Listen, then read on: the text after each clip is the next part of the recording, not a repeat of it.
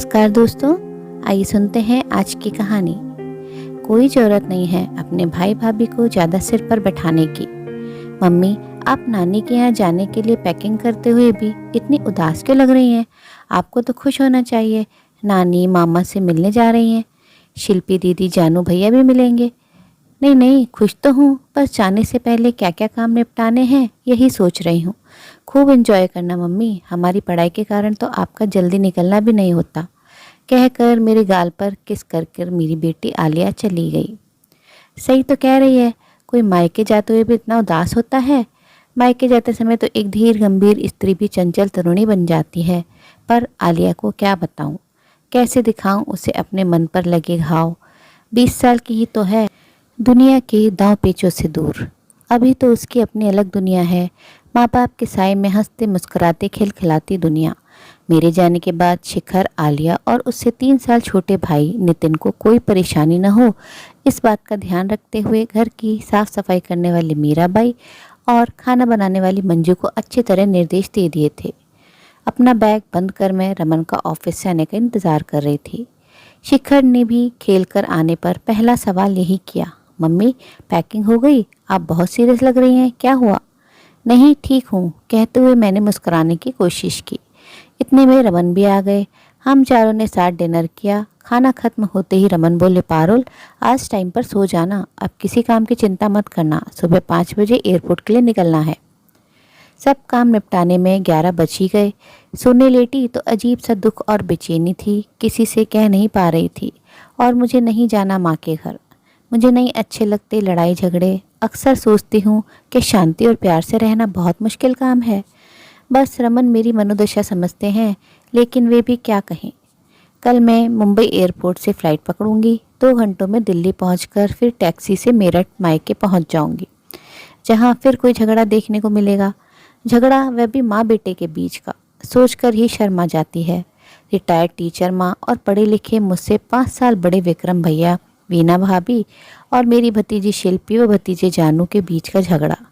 कौन गलत है कौन सही मैं कुछ सोचना नहीं चाहती, लेकिन दोनों मुझे फ़ोन पर एक दूसरे की गलती बताते रहते हैं तो मन का स्वाद कसैला हो जाता है मेरा।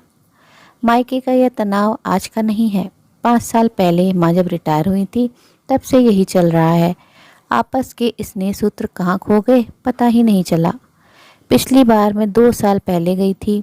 इन 2 सालों में हर फ़ोन पर तनाव बढ़ता ही दिखा। अब तो हालत यह हो गई है कि मुझसे तो कोई वह पूछता ही नहीं कि मैं कैसी हूँ, रमन और बच्चे कैसे हैं। बस मेरे नमस्ते कहते ही शिकायतों का पिटारा खोल देते हैं सब। ऐसे माहौल में मायके जाते समय किस बेटी का दिल खुश होगा। मैं तो अब भी न जाती, पर माँ ने फ़ौरन आने के लिए कहा है तो मैं बहुत बेमन से कल जा रही हूँ। काश पापा होते, बस इतना सोचते ही आंखें भर आती है मेरी। मैं 13 वर्ष की ही थी जब उनका हार्ट फेल हो गया था। उनका न रहना जीवन में एक ऐसा खालीपन दे गया जिसकी कमी मुझे हमेशा महसूस हुई है। उन्हें ही याद करते करते मेरी आंख कब लगी पता ही नहीं चला। सुबह बच्चों को अच्छी तरह रहने के निर्देश देते हुए हम एयरपोर्ट के लिए निकल गए। रमन से विदा लेकर अंदर चली गई और नियत समय पर उदास सा सफ़र खत्म हुआ। जैसे ही घर पहुंची माँ गेट पर ही खड़ी थी। टैक्सी से उतरते ही घर पर एक नज़र डाली तो बाहर से ही मुझे जो बदलाव दिखा उसे देखकर मेरा दिल बुझ गया। अब घर के एक गेट की जगह 2 गेट दिख रहे थे और एक ही घर के बीच में दिख रही थी एक दीवार। दिल को बड़ा धक्का लगा। मैंने गेट के बाहर से ही पूछा, माँ यह क्या? कुछ नहीं, मेरे बस का नहीं था रोज़ रोज़ का क्लेश। अब दीवार खींचने से शांति रहती है। वे लोग उधर खुश, मैं इधर खुश। खुश? एक ही आंगन के 2 हिस्से, इसमें खुश कैसे रह सकता है कोई? माँ और मेरी आवाज़ सुनकर भैया और उनका परिवार भी अपने गेट पर आ गया। भैया ने मेरे सिर पर हाथ रखकर कहा, कैसी है पारुल? वीना भाभी भी मुझसे गले मिली। शिल्पी जानू तो चिपट ही गए। बुआ हमारे घर चलो। इतने में माँ ने कहा, पारुल चल अंदर, यहाँ कब तक खड़ी रहेगी? मैं तो कुछ समझ नहीं पा रही थी कि यह क्या हो गया, क्या करूँ। भैया ने ही कहा, जा पारुल बाद में मिलते हैं। मैं अपना बैग उठाए माँ के पीछे चल दी। दीवार खड़ी होते ही घर का पूरा नक्शा बदल गया था। छत पर जाने वाली सीढ़ियाँ भैया के हिस्से में चली गई थी। अब छत पर जाने के लिए भैया के गेट से अंदर जाना था। आंगन का एक बड़ा हिस्सा भैया की तरफ था और एक छोटी गैलरी माँ के हिस्से में, जहाँ से बाहर का रास्ता था। आंगन और गैलरी के बीच खड़ी एक दीवार, जिसे देख देख कर मेरे दिल में हौल उठ रहे थे। माँ एकदम शांत और सामान्य थी। नहा धोकर मैं थोड़ी देर लेट गई। माँ चाय ले आई और फिर खुल गया शिकायतों का पिटारा। मैं अनमनी सी हो गई। इतनी दूर मैं क्या इसलिए आई हूँ कि यह जान सकूँ कि भाभी ने टाइम पर खाना क्यों नहीं बनाया, भैया भाभी के साथ उनके मायके क्यों जाते हैं बार बार, भाभी उन्हें बिना बताए पिक्चर क्यों गई, वगैरह वगैरह। माँ ने पूछा, क्या हुआ, बहुत थक गई क्या, बहुत चुप है। मैंने भर्राए गले से कहा, माँ यह दीवार। बात पूरी नहीं होने दी माँ ने। बहुत अच्छा हुआ, अब रोज की किटकिट बंद हो गई, अब शांति है। अब बोल क्या खाएगी, और इन लोगों को सिर मत चढ़ाना। मैं अवाक माँ का मुंह देखती रह गई। इतने में दीवार के उस पार से भैया की आवाज़ आई, पारुल लंच यहीं कर लेना, तेरी पसंद का खाना बना है। शिल्पी की आवाज़ भी आई, बुआ जल्दी आओ ना। माँ ने पल भर सोचा, फिर कहा, चल अच्छा एक चक्कर काट आओ उधर, नहीं तो कहेंगे माँ ने भाई बहन को मिलने नहीं दिया। मैं भैया की तरफ गई। शिल्पी जानू की बातें शुरू हो गई। दोनों आलिया और शिखर की बातें पूछते रहे और फिर धीरे धीरे भैया और भाभी ने भी माँ की शिकायतों का सिलसिला शुरू कर दिया। माँ हर बात में अपनी आर्थिक स्वतंत्रता की बात करती हैं। उन्हें पेंशन मिलती है, वे किसी पर निर्भर नहीं हैं। बात बात में गुस्सा करती हैं, समय के साथ कोई समझौता नहीं करती हैं। मैं यहाँ क्यों आ गई मुझे समझ नहीं आ रहा था। कैसे रहूँगी यहाँ, यहाँ सब मुझसे बड़े हैं, मैं किसी को क्या समझाऊँ, और आज तो पहला ही दिन था। इतने में माँ की आवाज़ आई, पारुल खाना लग गया है, आजा। मैं फिर माँ के हिस्से में आ गई। मैंने बहुत उदास मन से माँ के साथ खाना खाया। माँ ने मेरी उदासी को मेरी थकान समझा और फिर मैं थोड़ी देर लेट गई। बेड की तरफ जिस तरफ मैं लेटी थी वहाँ से बीच का दीवार साफ दिखाई दे रही थी, जिसे देखकर मेरी आंखें बार बार भीग रही थीं। अपने अपने अहम के टकराव में मेरी माँ और मेरे भैया यह भूल चुके थे कि इस घर की बेटी को आंगन का यह बंटवारा देखकर कैसा लगेगा। मुझे तो यही लग रहा था कि मेरा तो इस घर में गुजरा बचपन जवानी सब बट गए हैं। आंगन का वह कोना जहाँ पता नहीं कितनी दोपहरें सहेलियों के साथ गुड्डे गुड़ियों के खेल खेले थे, अमरूद का वह पेड़ जिसके नीचे गर्मियों में चारपाई बिछाकर लेटकर पता नहीं कितने उपन्यास पढ़े थे, छत पर जाने वाली वे बीच की चौड़ी सीढ़ियाँ जहाँ बैठकर लूडो कैरम खेला था, अब वे सब दीवार के उस पार हैं, जहाँ जाने पर माँ की आंखों में नाराजगी के भाव दिखेंगे। माँ के हिस्से में वह जगह थी जहाँ हर तीज त्योहार पर सब साथ बैठते थे। आज वह खाली खाली लग रही थी। घर का बड़ा हिस्सा भैया के पास था। माँ ने अपनी ज़रूरत और घर की बनावट के हिसाब से दीवार खड़ी करवा दी थी।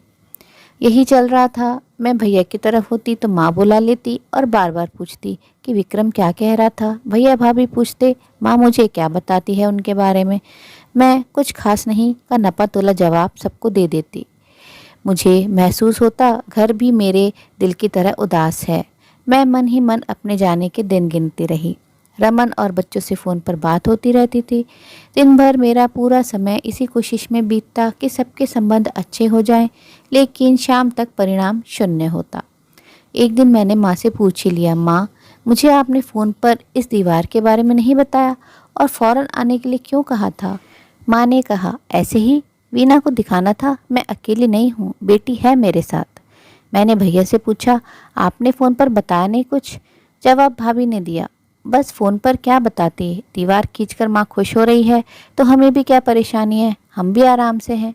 मेरे मन में आया ये सब खुश हैं तो मुझे ही क्यों तकलीफ़ हो रही है घर के आंगन में खड़ी दीवार से। एक दिन तो हद हो गई। माँ मुझे साड़ी दिलवाने मार्केट ले जा रही थी। मैंने कहा, माँ शिल्पी व जानू को भी बुला लेती हूँ, उन्हें उनकी पसंद का कुछ खरीद दूंगी। माँ ने फ़ौरन कहा, नहीं हम दोनों ही जाएंगे। मैंने कहा, माँ बच्चे हैं उनसे कैसा गुस्सा, मुझे उन सब पर गुस्सा आता है। मैं उस समय उन्हें नहीं ले जा पाई, उन्हें मैं अलग से लेकर गई। उन्हें उनकी पसंद के कपड़े दिलवाए, फिर हम तीनों ने आइसक्रीम खाई। जब से आई थी यह पहला मौका था कि मन को कुछ अच्छा लगा था। शिल्पी व जानू के साथ समय बिताकर मन बहुत हल्का हुआ। 5 दिन बीत रहे थे। मुझे अजीब सी मानसिक थकान महसूस हो रही थी। पूरा दिन दोनों तरफ की आवाज़ों पर कभी इधर तो कभी उधर घूमती दौड़ती रहती। मन रोता मेरा। किसी को एक बेटे के दिल की कसक नहीं दिख रही थी। किस बेटी का मन नहीं चाहता कि कभी वह 2-3 साल में अपने मायके आए तो प्यार और अपनेपन से भरे रिश्तों की मिठास यादों में साथ लेकर जाए। मगर मैं जल्दी से जल्दी अपने घर मुंबई जाना चाहती थी, क्योंकि मेरा मायका मायका नहीं रह गया था। वह तो एक ऐसा मकान था जहां दीवार की दोनों तरफ माँ बेटा बुरे पड़ोसियों की तरह रह रहे थे। इस माहौल में किसी बेटी के दिल को चैन नहीं आ सकता था। मैंने रमन को बता दिया कि मैं 1 हफ्ते में ही आ रही हूँ। रमन सब समझ गए थे। 7वें दिन मैंने अपना बैग पैक किया, सबसे कसैले मन से विदा ली। भैया ने अपने जान पहचान की टैक्सी बुलवा दी थी। टैक्सी में बैठकर सीट पर सिर टिकाकर मैंने अपनी आंखें बंद कर ली। लगा विदाई तो आज हुई है मायके से। शादी के बाद जो विदाई हुई थी उसमें फिर मायके आने की, सबसे मिलने की एक आस, चाह और कसक थी, लेकिन अब लग रहा था कभी नहीं आ पाऊंगी। इतने प्यारे मीठे रिश्ते में आई कड़वाहट सहन करना बहुत मुश्किल था। मायके में खड़ी बीच की दीवार रह रहकर मेरी आंखों के आगे आती रही और मेरे गाल भिगोती रही। खून के रिश्तों का एक अजीब अलग ही सच यह भी है, अगर कोई गैर आपका दिल दुखाए तो आप उसे एक झटके में किनारा कर सकते हैं, लेकिन ये खून के अपने सगे रिश्ते मन को चाहे बार बार लुहलुहान करें, आप इनसे भाग नहीं सकते। अपनों के बीच मनमुटाव मन को अपनों से ही विरक्त कर देता है। जैसे टूटा धागा जोड़ने पर गांठ दिखाई देती है, वैसे ही रिश्तों के घाव भी निशान छोड़ जाते हैं। आशा है कहानी पसंद आई होगी। कहानी अच्छी लगी तो अपनी राय कमेंट बॉक्स में ज़रूर साझा करें और अपने मित्रों और प्रियजनों के साथ भी शेयर ज़रूर करें। आपसे अनुरोध है, अगर आप चैनल पर नए हैं तो ऐसे ही नई नई जीवन से जुड़ी कहानियाँ सुनते रहने के लिए चैनल को सब्सक्राइब ज़रूर करें। कहानी अंत तक सुनने के लिए आप सभी का दिल से बहुत बहुत शुक्रिया। तो फिर मिलते हैं अगली कहानी में। तब तक के लिए आप लोग अपना ध्यान रखिए, खुश रहिए, ऐसे ही कहानियाँ सुनते रहिए।